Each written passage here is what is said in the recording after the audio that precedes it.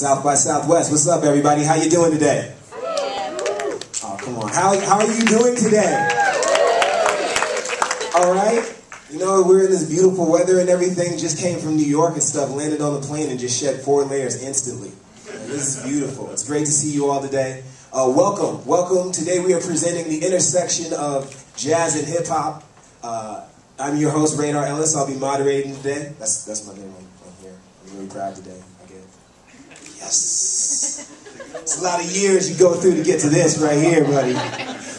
That's awesome. Anyway, so we have about an hour to really get into a few things about what's going on currently in the world of jazz and hip-hop and what happened to get us to this point, and see how this all wraps around and pertains to Miles Davis and his legacy.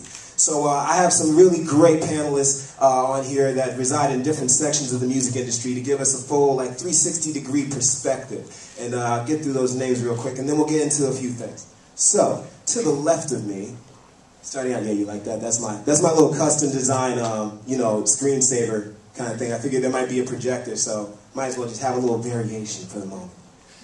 Anyway, getting into these presenters. First one I want to talk to you guys about is a really, really great friend of mine. She's my best friend, actually. She started this amazing little company called Revive Music Group in 2006 in Massachusetts, moved it to New York, and here she is. Her name is Megan Stabile. You can put them together, your hammies for that. That's my little guy. Stabile's most resonating recent work was with the Roy Ayers tribute featuring the Robert Glasper Experiment, Stephon Harris, and Pete Rock, which is toured internationally. Her work as president/CEO of Revive Music Group has spawned a new creative culture of live music productions. Her consulting business has increased maximum advocacy, and her co-ownership of The Revivalist has redefined music journalism. That's Megan Stabile.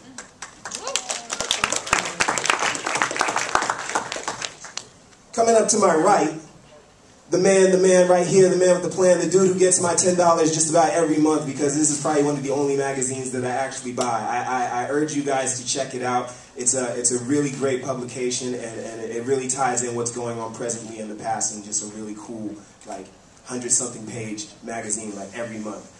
He's the editor-in-chief of this magazine, Wax Poetics. It also houses a record label, digital music store, book publishing division. Check out waxpoetics.com. Andre Torres, editor-in-chief.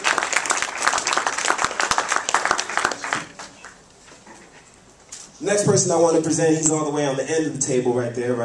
This man is a man with the skills to command the wheels of steel, and he's been doing so for over a decade now, infusing his style and bridging what we're talking about today, of course, hip-hop, jazz, but a lot of different genres. His theories of turntablist as a musician has long been proven in the capable hands, and with whom this jazz as a foundation has become a wax innovator by crossing genres and sprinkling his sound across the map. As one of the world's most accomplished turntablist DJs, he's been widely credited for introducing jazz into the hip-hop and hip-hop realms, and is considered by most as a highly respected session musician and an innovative band leader. Please make some noise for DJ Logic.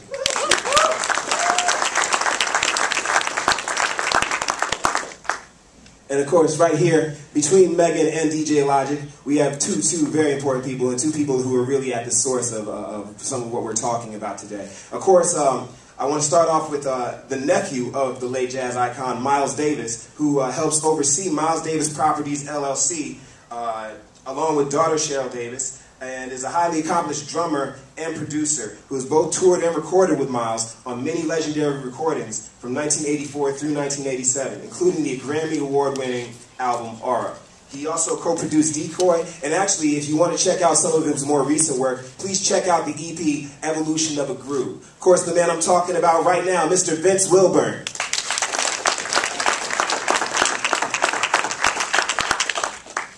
And last but not least, the son of late jazz Miles Davis, late jazz icon Miles Davis, sorry. Venice-based musician/producer who heads Ghost Media, co-runs Miles Davis Properties LLC, and also recently helped score the film Caught in the Crossfire starring Adam Rodriguez and 50 Cent. His production credits include recent Kyle Eastwood's release, and previously Aaron was the drummer. His name is Aaron Davis. Sorry, I messed that up. Drummer of the EMI Recordings Bloodline. Sorry, this is my first day moderating. So Aaron Davis, make some noise. My bad, my bad, my bad. You know, it's my first day, so trying to get these things all right. All right, so what we're talking about here today is something very near and dear to the hearts of everyone on this panel. Like I said, the intersection of jazz and hip-hop. What does that mean? We live in an interesting, crazy music industry right now where things are changing rapidly. Things are going from physical to digital, and digital to video, and video to Twitter, and Twitter to an app, and so on and so forth. So in doing all that, it's important that we really see, you know, how we can kind of mold the music so that it stays preserved in terms of, you know, the ingredients and the meaning behind what we put into it. And right now here, we're going to get into it real quick. So I have a few questions that I wanted to ask to the different panelists, just to kind of get things rolling and talk a little bit about what does this jazz and this hip-hop mean, and, you know, how can we get it beyond where it is right now? What the heck is going on? Where did this come from? And why are we even here today? So, my first question that I had, and this is for everyone on the panel, we're here not only to talk about jazz and hip-hop, but also about what Miles meant to music today. 20 years after his passing, he continues to inspire new generations of musicians in every genre. Everyone on this panel has had different avenues in music that they reside on. So can each of you tell us a little bit about how Miles inspired you to do the work that you do? I'm guessing, you know, why don't we start with Aaron or Vince? All right. How did he inspire me? Yeah, I mean, this was kind of a given, but you know, just kind of. Well, he took me on the road when I was 14, and I saw Vince playing drums up there, and I saw his band, and I just said, "That's it. That's what I want to do. I don't know anything else. I don't know about anything else. Just want to be up there playing and feeling that music going through you, and just I was just like, man, I was lucky. I was like, I know what I want to do now. I'm good. I'm cool. Forget school. And then? When I was a young boy, he used to come to Chicago, and my mom would buy me a new suit and take me to his concert. And I was always, for some reason, fixated on the drummer, whoever the drummer was at the time. And I was just like, I just stared at the drummer. I wouldn't stare at Uncle Miles, anybody else in the band, but just the drummer. My eyes were on the drums. And I guess when you're growing up as a kid, you either have a baseball idol or football idol, sports idol, or you know, science, whatever your love is or your passion for what you want to do in life. And at a young age, I knew I wanted to be a drummer, and it was because of Uncle. And he talked my mom into buying me a drum kit, an inexpensive drum kit, just to see if I would, you know, stick with it. And I did, and it graduated to bigger kits. But I mean, the impression he left on my life is that, you know, you to go for it. You know what I mean? And don't be pigeonholed. Don't just settle. You know what I mean? Always push, and push the boundaries. Keep reinventing and moving forward. So I'll never forget that. And Logic? Well, Miles inspired me how different styles of music he put out, the different albums. You know, all the albums were very eclectic, as well as different musicians he worked with. You know, that actually made me start collecting records. You know, checking out all these different musicians that he worked with, as well as his music and the covers. You know, every album was different. You know, I just loved the art and stuff as well. And, you know, just sitting down listening to the music and hearing all the different sounds and stuff like that. And it just opened my mind up and, you know, just made me, you know, who I am today. And Andre? I want to echo pretty much what Vince was talking about pushing boundaries. I think that was definitely a big influence for me. I mean, I come from a somewhat musical family, so I was familiar with Miles Davis, but really kind of coming into my own as a music listener, he was really the big foray into jazz music. But once I started to get deep into it, you know, he was the one who really redefined what my idea of jazz was. And once I got deeper, I realized he redefined it again and again and again. So, you know, I think that idea, if we're talking about the intersection of hip-hop and jazz, you know, that idea kind of sits at the center for me with both musics. You know, I pushing it forward and trying to come up with something fresh. And Megan? Well, for me, you know, I work with a lot of musicians, and I think, you know, really what inspires me is how much Miles's music has influenced, you know, today's generation of jazz musicians. You know, his ability to master his sound, and no matter how obscure or different it may have been to others, or non-traditional, you know, he still always did what he was true to, and stood by that, and I think it's really important in music. So that's right on.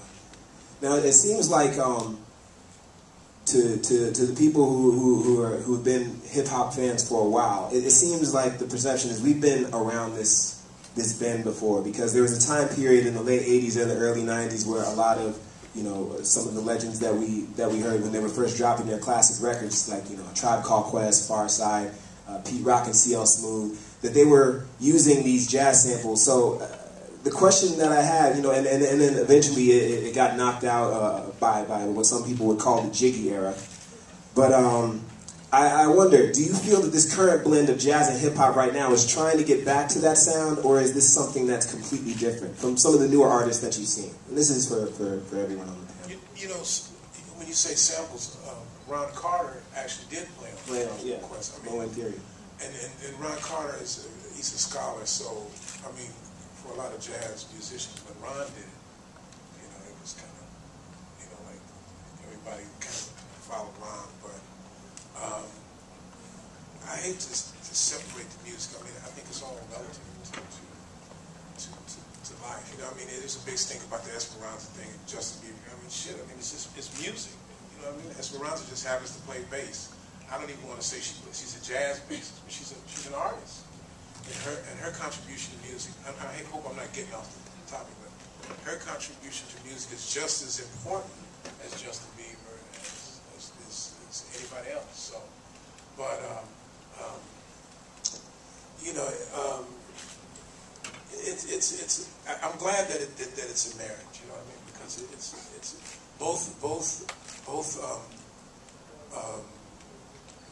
both styles of music are very important to life, to people who love music in general.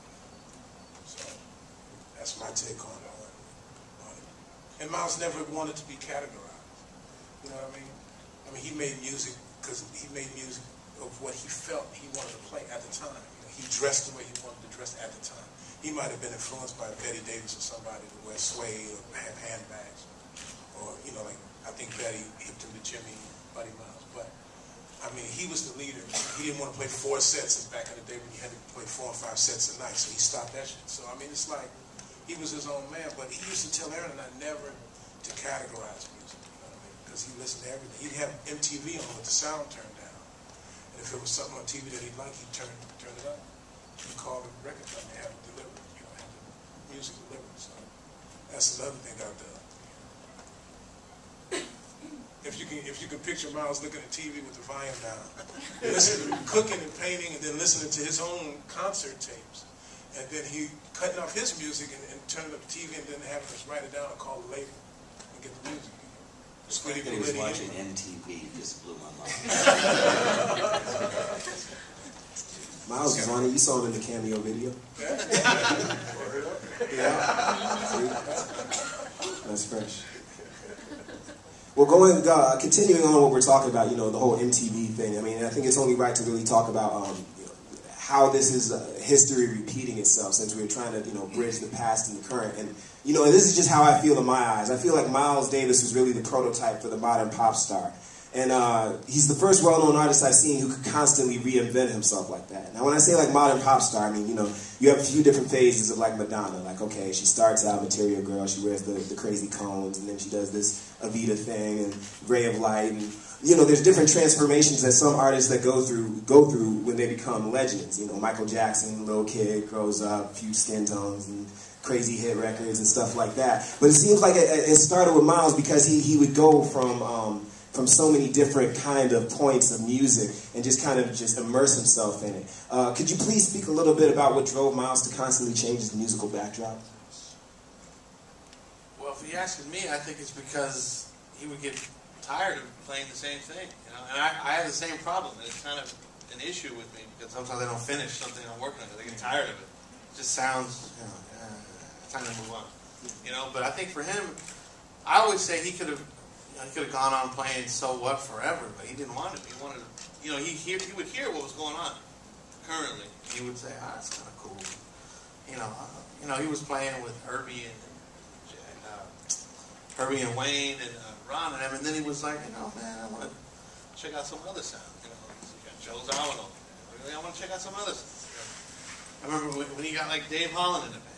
You know what I mean? Just different guys. You know, you see a different drummer and it makes you think differently. You see a different bass player. You see a guy like John McLaughlin. You know, and I think he was playing with Tony Williams. Right? He was like, I got to have him. You know, just a different sound. You know, because it makes you play different. You know, and I think when you're talking about the modern pop star, I was like admire people like Madonna. I might not like all her music, but Madonna and people like U2 have these long careers because they keep changing things, you know, as they go. And you know, it's still the same unit, or in Madonna's case, it's still her voice. But you know, it's keeping current or pushing the boundary so that what you're doing is now current, and everyone coming up behind you is still derivative, or you know what I mean? It's still, you know.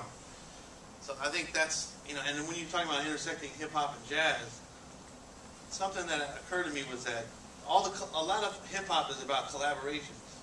You know, and when you look at a new Kanye record of Jay-Z, you're like, oh, so, you know, she's on there, he's on there, or that's cool, you know. Back then, it was like you would want to know who's playing with Miles, who's playing with Train, who's playing with Bird. You know, those were the collaborations. You know, and these guys now, it's the same kind of thing. You know, you want to see somebody else with somebody else. You want to see Logic with John Popper. That sounds cool. Let me check it out. You know, or you want to, you know. So intersection is part of development and the cross pollination, if you will, of different styles. Esperanza and Justin Bieber should make a record. No, seriously. You never know. Bieberanza. He always had a uncanny way of knowing, you know, like picking band members and knowing, like a team, you know what I mean? Like a general manager of a team who's bringing out, you know, the best of each musician and making it fit, you know, like this, like we were all contributing, you know what I mean? And at rehearsal, or when we would get ready for a show, he would he said, try this, drummer, try this, or whoever was playing, or if I was playing the horn, sax. And we would look at each other and say, man, not to him, but after the rehearsal, we're like, man, that's what I was talking about. But it would always work. It would always work. And he always had that uncanny way of knowing what was in his head and interpreting it to us, and us pulling it off on stage or in the studio. That was one of his gifts. In cataloging the legacy of an artist that spans so many decades, sometimes it can be hard, especially when you have to deal with, you know, different artists that you have to fit inside of a publication. So I just wanted to talk a little bit about the other side of the stage, the actual office where all this gets put together and you guys read about it and then, you know, kind of ingest it into your own history. So, Andre, I was wondering, is there a system that you go through in terms of choosing how to present your articles in these evolving stars? I mean, there are only so many pages a magazine can hold, so in issues like number 34, the jazz issue, how did you whittle down what to cover? I mean, between Coltrane, Creed, Taylor, the Rhodes? I mean, it's a pretty organic process. You know, I really put these themed issues together. We've done them on jazz and reggae and African music and rock. Really, it's kind of me just really talking with writers. A lot of these guys have relationships with these artists, and they'll start, you know, come to us and listen, I'm talking to Creed Taylor, and, you know, would you guys be interested in an article? And really from there, those seeds start sowing, and then I look and I say, well, this guy's interviewing, you know, Klaus Overman, and then suddenly I start to look and see all these connections that suddenly it's like, oh, wait a minute, you know, I think we've got enough to actually do something. Then I really put the word out, okay, we're doing a jazz issue. now what do you got? So it's really just layering this stuff, starting with that central idea, that one gem that kind of ties it all together, and then just kind of building it up. But yeah, it's pretty organic. Is there any article from the jazz issue in particular, but you know, any issue in general that you wanted to get in there, but you just couldn't fit? I mean, I could go on for days, you know. I mean, there's so much material out there and so many great artists. I think, you know, our struggle is obviously trying to get them all in, especially when we're dealing with sometimes aging artists who, you know, I don't know if you guys heard, but Melvin Sparks passed away yesterday, and so we just, you know, had him in our last jazz issue, and already, you know, now he's gone. So it's kind of a race against the clock sometimes for us, trying to make sure that we can actually, you know, get these stories in before these guys move on. So. And Megan, speaking about some of these artists, you know, moving on and bringing it forward, you kind of made it a mission to kind of expose live what you know Andre is talking about in his magazine from issue to issue, and taking a lot of, you know, starting off with taking a lot of older jazz artists and then bringing it to the new with your new interpretations, which is what's made a bunch of Revive music events really cool. And it's been a hub for jazz and hip-hop to communicate for the past 5 years. I was wondering, what was your reason for taking what we're talking about today and creating a company around it? Well, first I have to say that, you know, you very much inspire a lot of stuff. So we actually have meetings and sit down and talk about a lot of shows. And Radio's a very big part, creatively, how we do our events. So, yeah.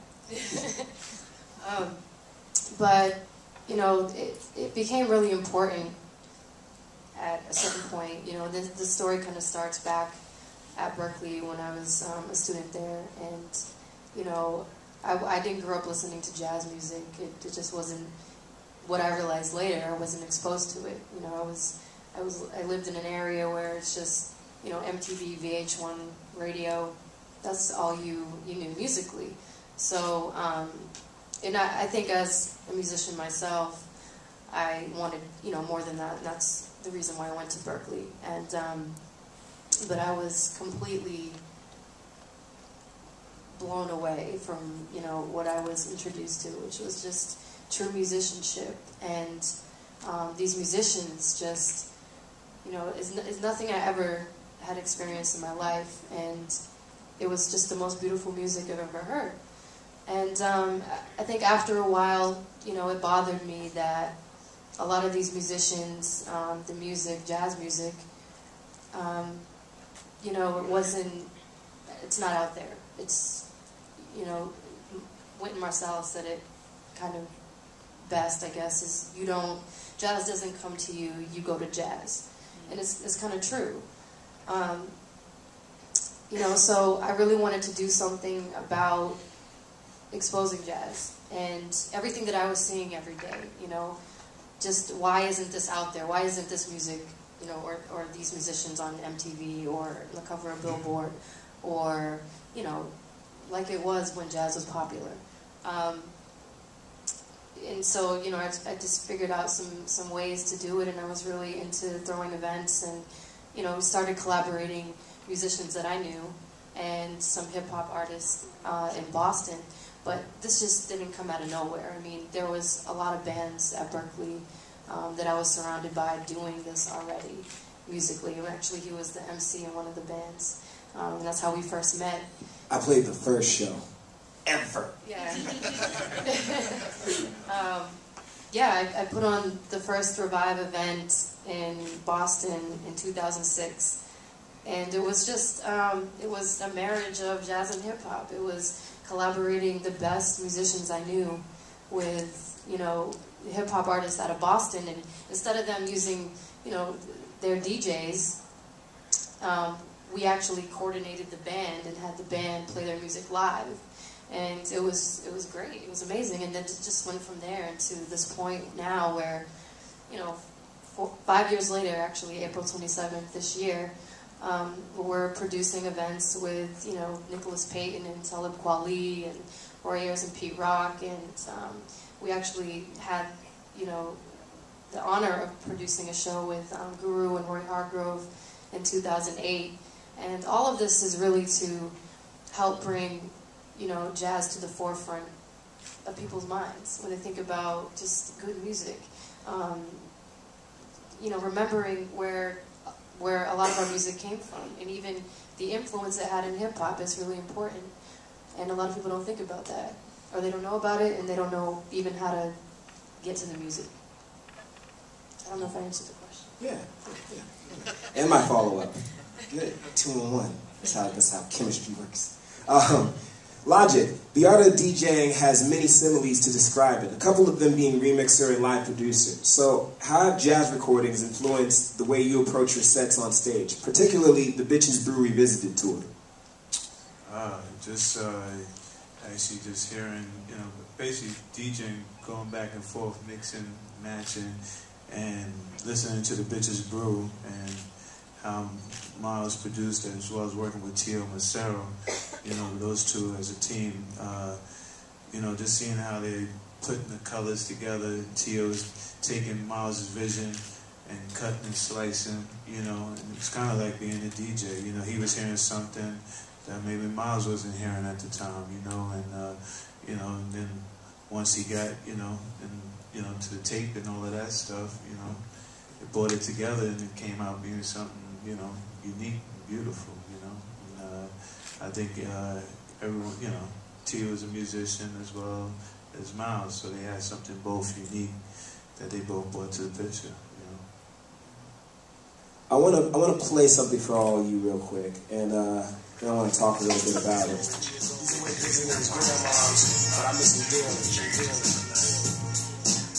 If I rhyme this, you will find this situation shall advance. You could take a glance or dance. Elevated lyrics to arouse a crowd. Now tell me who's the man to show you how. Many legacies of brothers who get busy, and I do it fluid till the suckers get dizzy. Saying peace to the black person. Guru was an artist who was very involved in the marriage of jazz and hip-hop. His Jazzmatazz albums have shown to be a how-to guide almost on this marriage. It's been over a year since his passing. Could some of you please tell us a little bit about what his music meant to you? Well, from my point of view, you know, I just saw, about a week and a half ago, I saw a concert with Wayne Shorter and Herbie Hancock and Dave Holland. And I was listening to Wayne, I'm like, man, I've seen a lot of sax players, but they just don't sound like Wayne. And he just got this tone. And Guru had a tone in his voice, the way he flowed and the way he rapped it. When I first heard it, I was like, man, I'm mesmerized by the way this guy sounds. Man. He just, and it's a different, you know, it's different talking about voice than the horn, but you know, when the way he flowed and the kind of beats he had and his whole style, that he liked jazz and this whole kind of thing, he was just mesmerized. And I was like, this is the coolest thing at the time that I heard coming out of hip hop. You know, I was like, this is so cool, just because of the way he was his approach to it. You know what I mean? And so I was sad to hear when he passed, man. And Nate Dogg now too. Yeah. A whole different type of thing, you know, West Coast thing, but you know. Still. Megan, you mentioned earlier that you actually threw a Revive show with Guru and Roy Hargrove. Can you speak a little bit about that night? Some of the fond moments. Got the tape of it? I do. It's on our site, actually. Revivalist.okplayer.com. Yes. I guess we'll get into it later.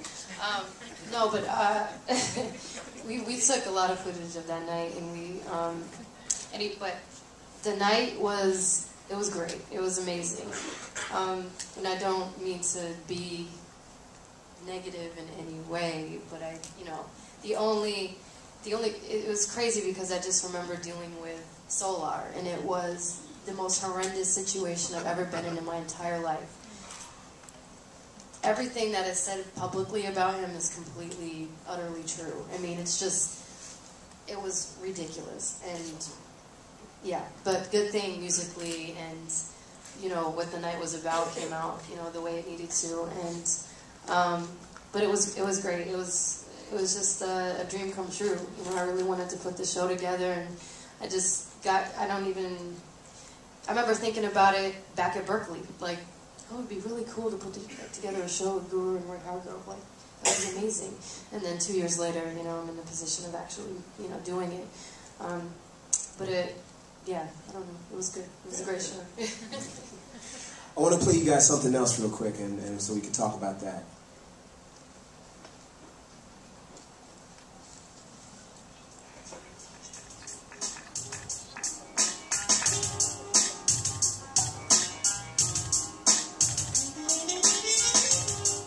Is that the loudest it can go, or am I just using hip-hop ears?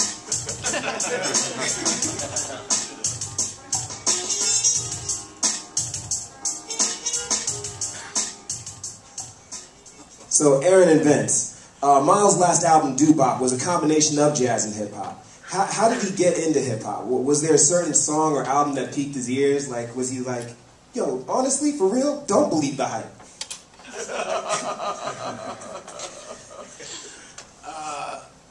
In my recollection, I mean, it's just all around. You know, I mean, we all had stuff on the road. You know, I was downstairs in the studio banging on my drums, playing with Run DMC. You know, and I think he, yeah. And plus, I mean, he would go to. He used to hang out with Russell Simmons. Yeah. And what's the name? Jellybean. They would go to the Knicks games together. And I was like, really? That guy can't go to that game? but no, I mean, he was hanging out with those guys. You know, I think for him it was like, all right, he's, creatively it's like done this, done that, and then he would. Like, I remember this guy came up to us in an airport somewhere, and he said, "I'm an artist." He said, "I just wanted to meet you, Miles. I'm an artist." And he said, "Oh, where's your studio?" And he said, "No, I'm a hip hop artist," or he said, "I'm a rap artist." He said, "Oh, really?"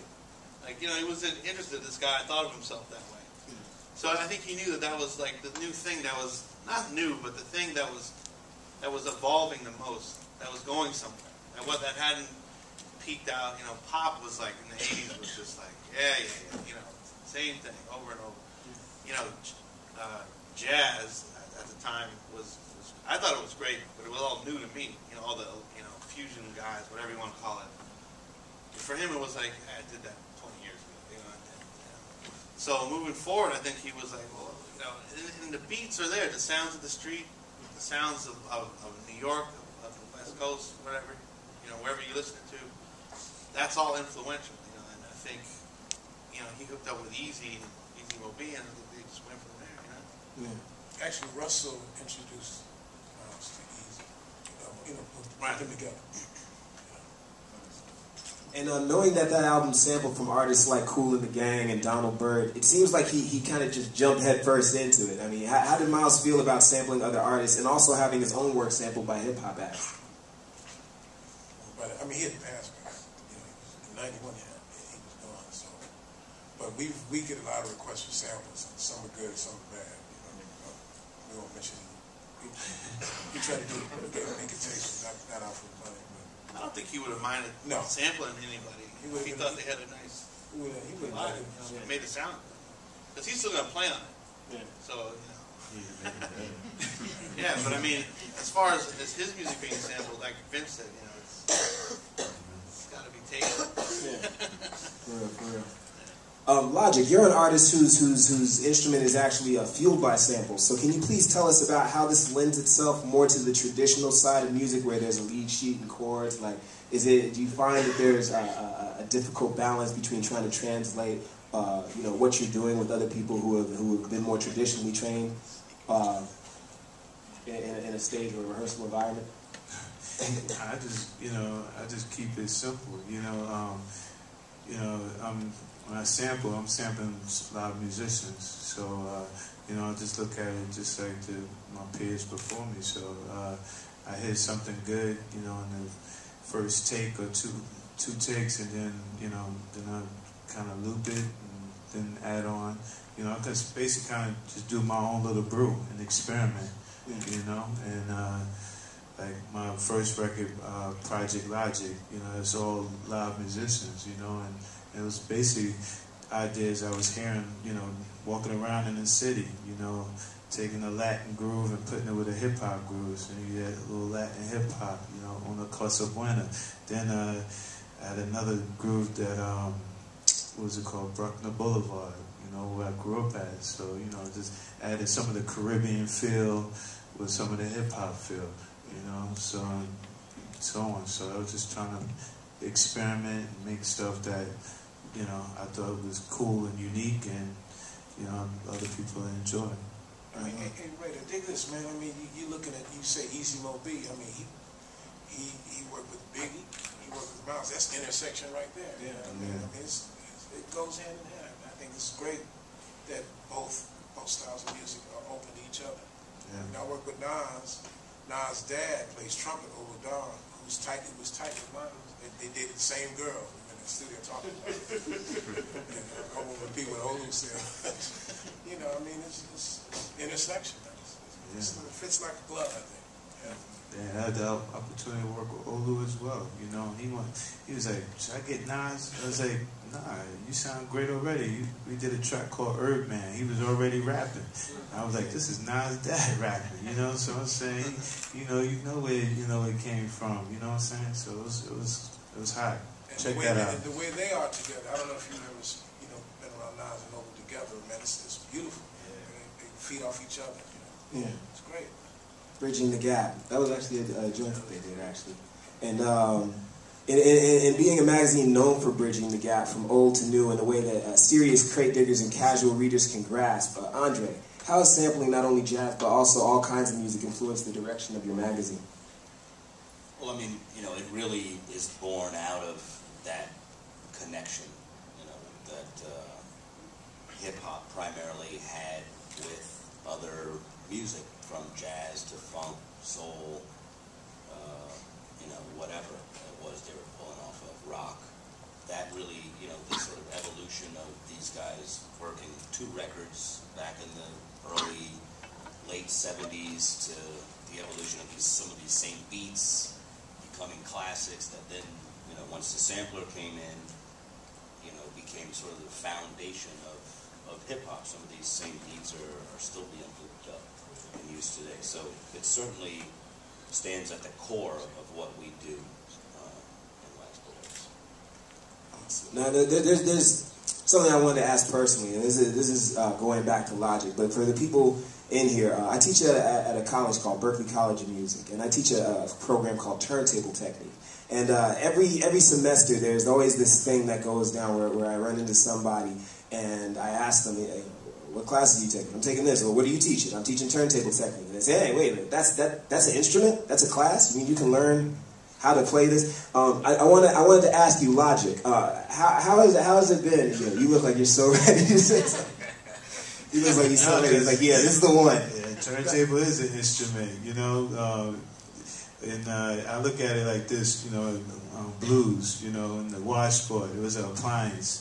Just like the turntable was an appliance. Nobody knew the washboard was going to be something you could scratch on and do your thing, and the same rhythms in the washboard and the scratching on the turntable, they're all similar, you know what I'm saying? And and just incorporating it with musicians and stuff is just having a good ear.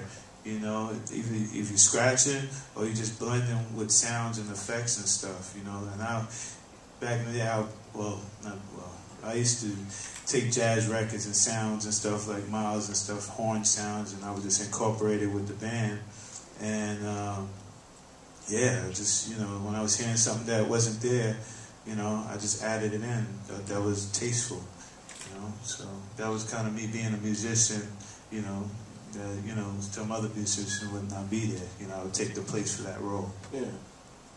Going back to Megan real quick, recently you decided to take Revive Music online towards the end of last year, launching The Revivalist in the form of an online magazine. Can you please tell us a little more about the site and how you decided to release your updates in the format of issues and what's on the site? Well, I do have to shout out Boywin Gao, who's here, and she's the co-founder of The Revivalist, which is OK Players.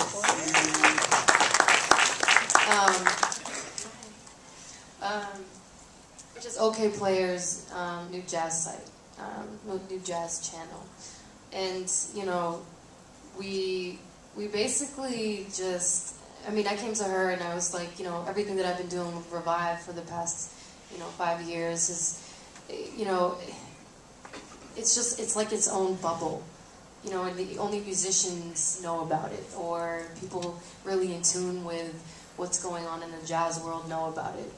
It's not something that, you know, unless you know, are an avid reader of Wax Poetics, or, you know, just, it's niche. And these musicians, which is a really big part of what we do not get enough shine at all whatsoever.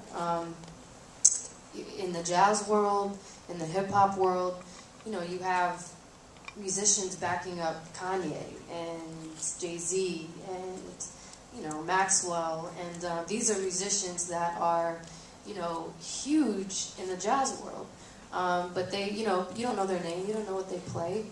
You just see them in the backdrop, watching Kanye or something. You know what I mean? Like, so it's really, really important to us to help people get to know who these musicians are, what they play, who they play with, what kind of projects they have on you know, their own projects, which are huge. You know, the caliber of these musicians are, you know, it's the Miles Davises of today, even though there could never be another Miles Davis, but it's really important. And that's just something that's not talked about or not exposed enough. So our site, you know, really is dedicated to musicians, talks about musicians.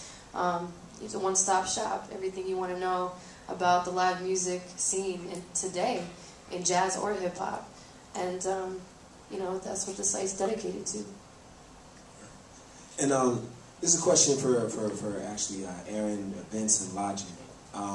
It's for the more tech-heavy cats, since there's so much music now that's being made inside of your laptop. There's so much stuff that back in the days when you would need like a room this big for, you can do inside of this. So question that I have is, in the past decade, we've seen software go from a program on your desktop to your home studio to being a 5x7 screen in your back pocket. The result has led to an increased graying of the lines in terms of what can be translated live. How have the advancements in technology affected your approach to improvisation? And how do you see these programs like Machine, Reason, and Logic, the program, not the but how do you see these programs affecting jazz? Well, I personally, I worked on a record for Kyle Eastwood, a jazz record. And we did all the pre-production in Logic. And my producing partner and I, we were like, you know, we got all their ideas and we worked it up with grooves and stuff. And but we knew we were going to track everything with live musicians. So I think it can be either a tool to get a workup on, like a pre-production, or you could always just use the tracks themselves. You know, I mean, considered it for a minute, but you know, we wanted it to sound more organic, because we had a good room to record in, and we were in Paris. It was a beautiful old studio. So, but you're using Pro Tools at the same time. You know what I mean? So it's like, you know, it's like the trade-off. But you know, I think you can use it as a tool, or you could use it as a medium, as a format. I think it's pretty positive. You know, if Logic's in Paris and he wants me on a drum track, I have a studio. I can cut drums. And we did a thing with Santana. He lives in the Bay. I'm in LA. So Santana went in the studio and sent us via Pro Tools. So I mean, it's positive and helpful. You know?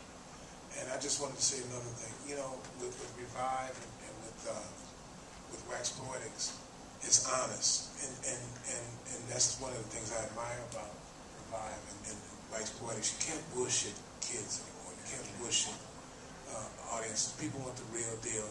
And what you want to do, you want to let I say kids, but you want to let people figure it out themselves. And I keep talking about Esperanza Beaver because there was so much stink about it. Check out Esperanza, check out different music, and then you make your own assumptions on what you like and what you don't like. And via the technology that we have now, we're able to do that, you know. And I think it's real cool, you know, what you want to call, if I'm playing drums, I want Chris Dave on the track. I mean, 2 drummers. Call Chris up. Chris will go in the studio, send his file, you know. I mean, it's beautiful. Yeah, send the files, not the tape. And then you mix it, you know. I think it's great. I think it's beautiful. And it's always going to evolve. And just think if Miles was here now, what he could do with that type of technology. Oh yeah, because Miles, I mean, he was trying different things with his trumpet, you know, between the mute and then the pedals. And he hated playing into a mic, so he had the wireless when he saw him around. You know, he said he could think about more ideas when he was walking around. He would walk the stage. Miles would die for him. Definitely. Continuing on this whole thing about the technology, this is something that I really noticed in the magazine, in Wax Poetics, and this is something that it's kind of a unique trend that I saw. It seems like, Andre, in between the articles, you actually see different advertisements for different equipment or new and reissued albums, and then you kind of tie it all together at the end in a bow with the piece called Analog Out, which highlights a different piece of music gear that was used in the past. Was this a conscious effort to fuel the future DJ Logics and Q-Tips and Dillas, etc.? Yeah, definitely. Or the current DJ Logics. You know, definitely, I mean, you know, dealing with so much vintage equipment through all the old music that we're listening to, you know, some of these pieces of equipment are like sacred to these guys, you know, certain amps and whatnot, keyboards. So understanding, you know, there's a certain sound that these tools provided at different times for different people, you know, understanding the sort of background, the history, just like we do with the musicians themselves.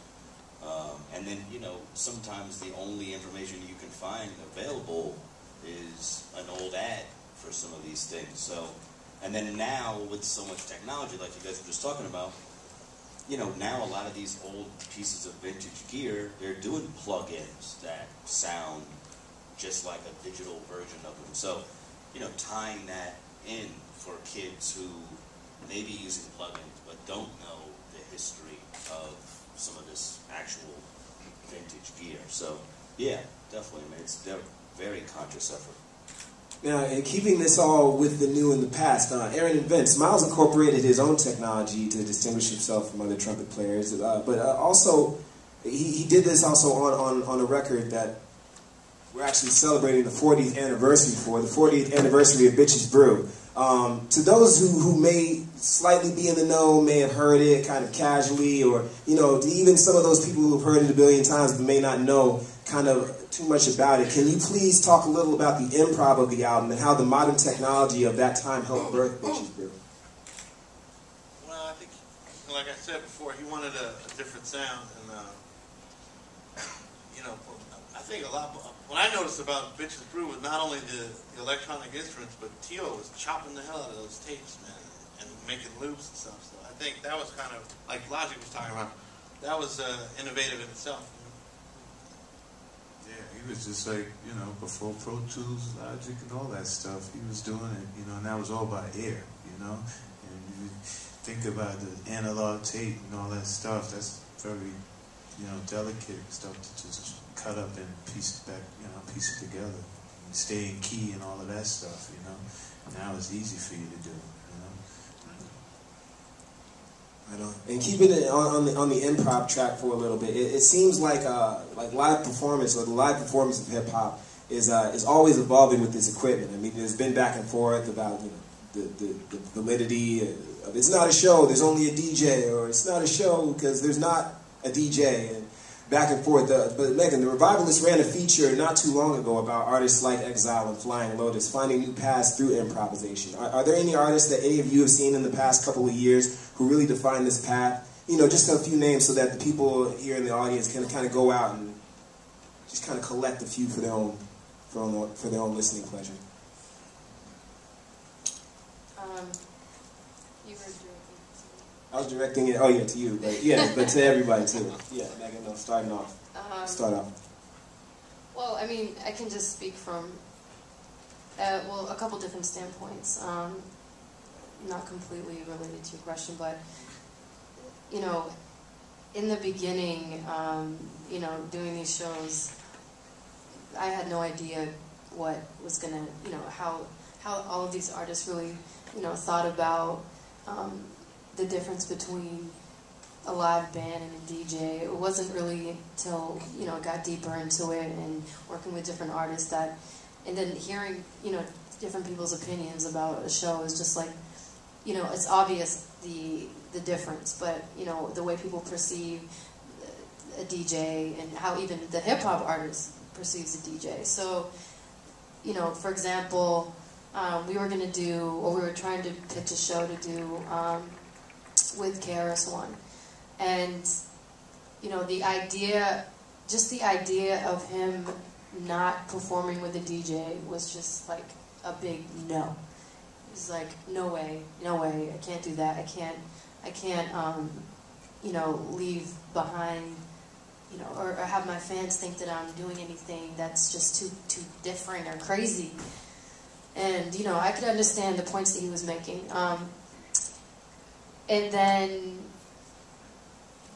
I'm trying to remember the conversation, because they actually pulled me into the meeting to try to convince him to, work with a live band. And it wasn't that he was against it, but, he very much felt that it would be, confusing his audience. And he's very much, he wants to stay true to his authentic, roots in music.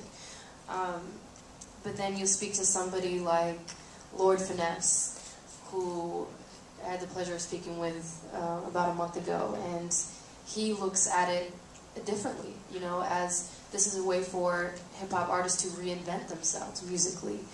And you don't see that very often in general. How do hip-hop artists reinvent themselves?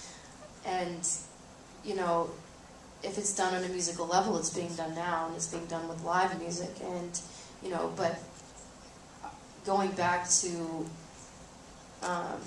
just how it's done, I mean, there is a certain way, and, you can't just pair together musicians and a hip-hop artist and expect it to be, this grand experimentation and show. I mean, you really have to do it a specific way and honor both traditions. I just want to ask two more questions. Yeah, we're okay.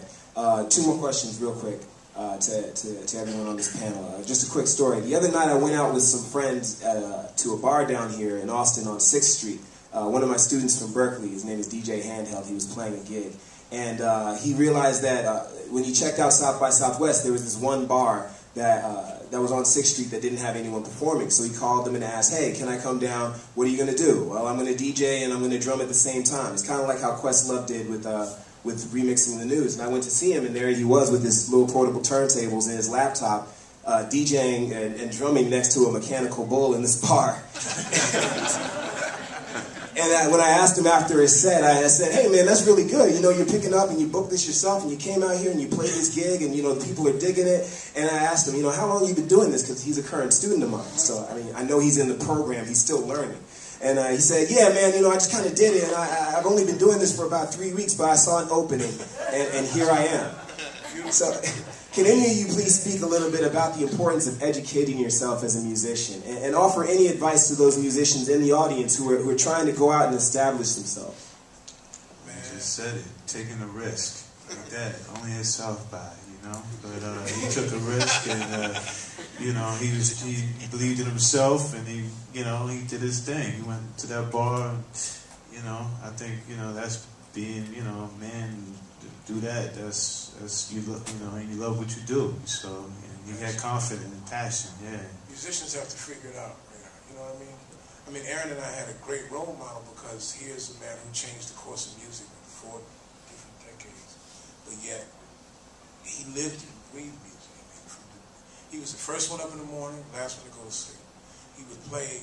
I'm not lying. He would play concert tapes or some type of music of his own music or ideas all day, and just think about it and go to the piano, write some things out, or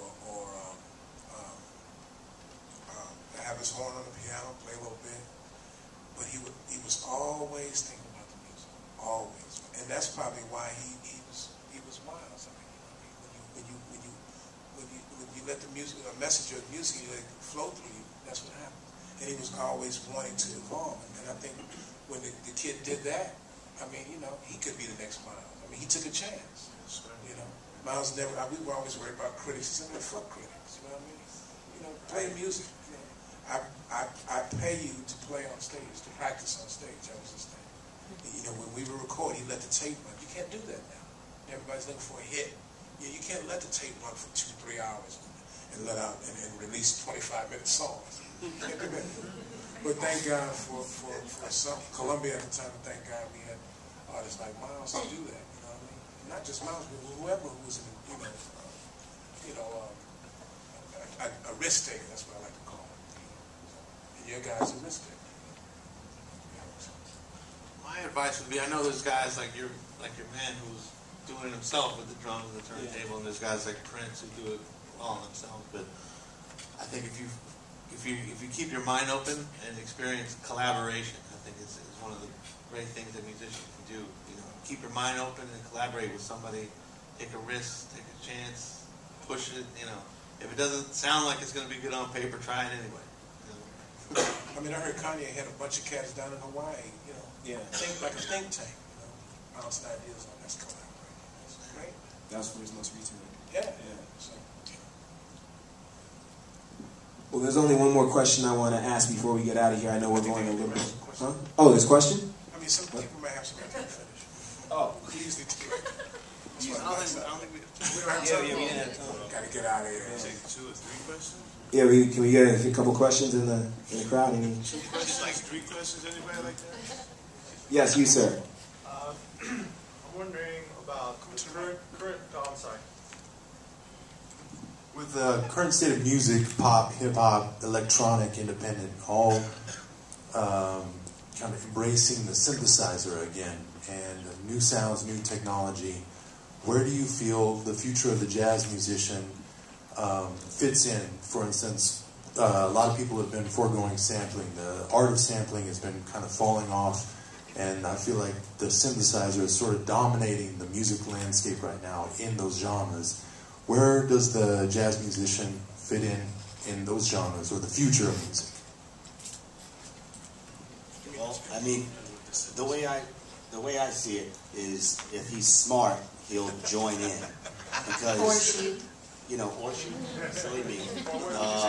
I mean, I just think that's pretty much the problem, if there is one, with jazz, and I should be blunt enough to say that. It lost touch with the people. It became something that you go and see in a tuxedo and you spend $100 in tickets, and it started in whorehouses in New Orleans. So this was something very much connected to moving your ass. It was boogie music. It was stuff that people did to have fun. And when it lost that, and part of it, oddly enough, is due to guys like Miles, but those guys were geniuses. They could solo for 20 minutes and keep it interesting, and that's where we kind of fell off, where everybody thought, oh, that's what I need to do too, but you're not Miles Davis. So at some point, people are going to lose interest. And so I think if you want to keep this music going, like you said about hip-hop, we went through that phase in hip-hop sampling all these jazz records, but that jiggy period where they started sampling songs that people knew and were familiar with and had history with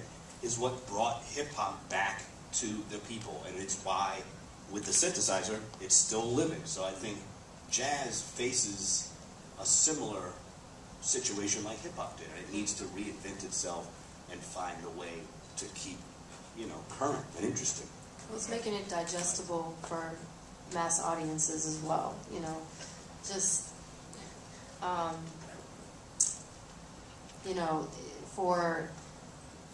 for jazz to be, exposed to larger audiences, it's really important for people to understand it, where, how it's collaborated with hip hop and, different stages and different styles of it. You just have to, find it, and also for it to be digestible to larger audiences, for example, some of the shows that we've talked about. Oh, there's some of the shows about redefining? Yeah. What, like redefining hip-hop? I was communicating in the back. I want to make sure we all on Never time. mind. Anyway, I'm going to be straight up. Time, so we'll just... Yeah. Yeah, I want to thank everybody for coming down today for the intersection of hip-hop and jazz, and all our great panelists, and Radar, Ellis, our moderator. That's all right. If anybody has any questions for our panelists, please meet us in the green room. We'd love to continue. We also have some special guests that will be in the green room as well. Come on. Thank you for coming out.